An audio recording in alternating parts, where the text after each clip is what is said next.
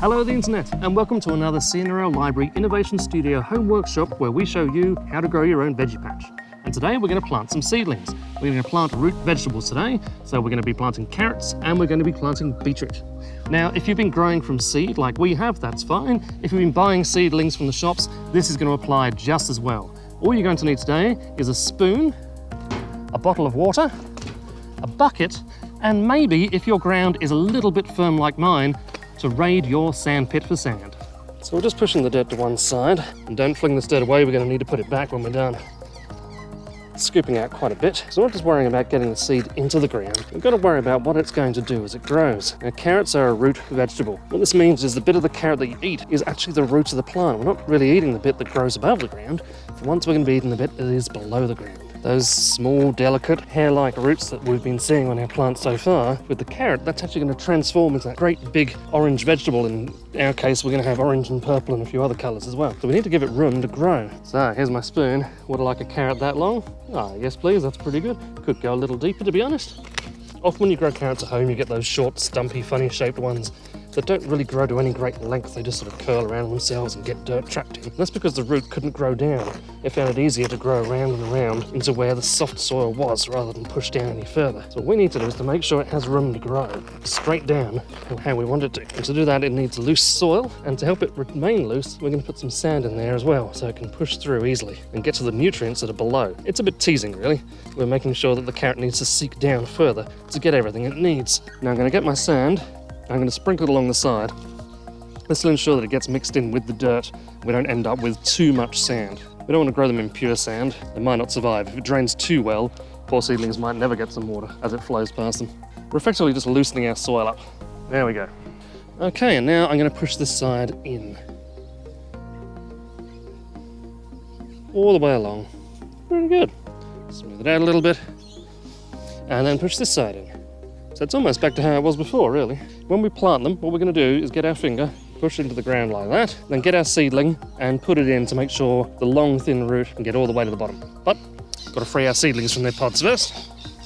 Now, my father-in-law gave me a tip. Some people cut these to plant the whole thing, but you can't guarantee that the roots are going to burst through. And the roots are especially important with carrots, so we're not going to risk doing that.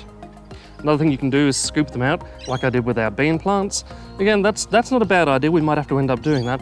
But what we can also do is super soak these, and it'll just fall apart. And that way we won't have to disturb the roots at all. So we're going to go through the rare step of drowning our seedlings. They are, after all, coming out today. So what I'm doing here is I'm just squeezing the bottoms a little bit. We're going to loosen up everything that's inside. And I'm going to pull them apart a little bit. You can see that all starting to stretch and warp. That's good. Not doing any damage here to our plants. We're only doing damage to the egg box and just separating the earth a little, which is what we're going to need to do because these are a lot of seedlings in one spot. We need to hopefully separate these out. You have to be especially careful with carrots. They don't really like being transplanted all that much. Don't grab them by the seedling. Get the dirt around them. And let's see. We'll just gently tease. Okay. Here's our carrot top. And inside are the delicate roots. I'm just going to grab this one. There's one. There's two. 3 carrots. 4 carrots. It's amazing to think that these white roots are going to turn into great big orange or purple delicious carrots. Let's go put them in the ground. Okay, so here's my first seedling. It's not as long as my finger, so I only need to go this deep to make sure that this root is hanging in the air before the dirt goes in. And the first one. There we go. And we want to bury all the white stuff under the ground, but we want to keep the green out the top.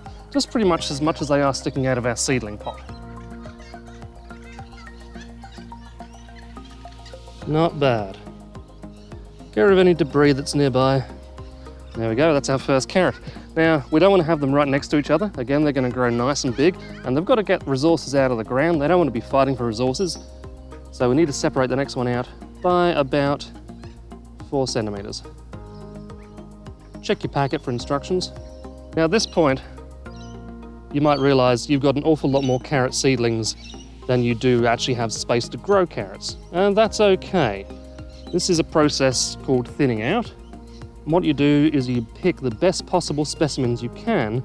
You go, oh, this plant looks like it's good and strong and healthy. It's going to have the best chance of survival, the best chance of growing into something I want to eat.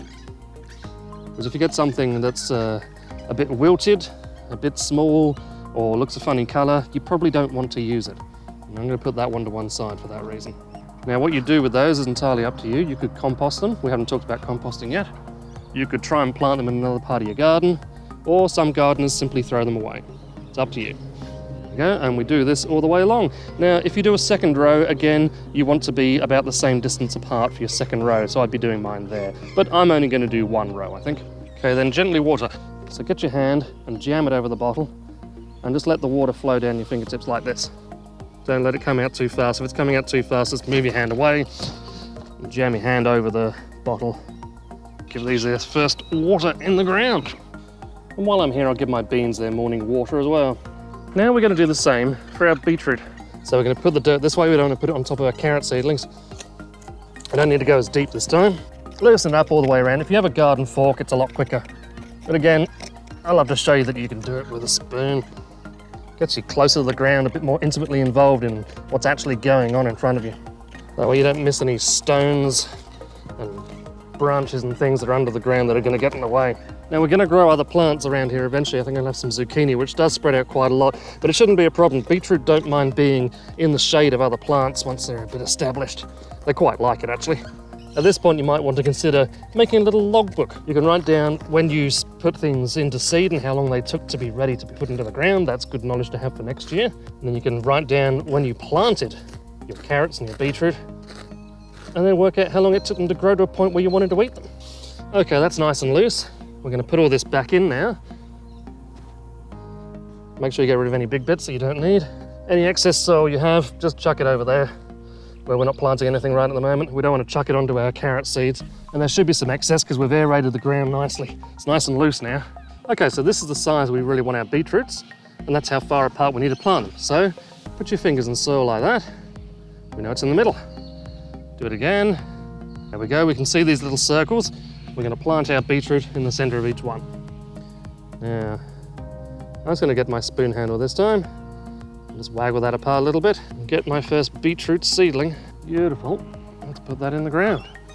Oh, look at that. Look at that. I'm going to have to go a bit deeper this time, I think. Again, like the carrot, we don't want the root curling up particularly. Let's give it its best shot at getting long down, because the longer down it is, that's part of the circumference of the sphere we're hoping to grow. Lower that into the hole and let the dirt fall in around it.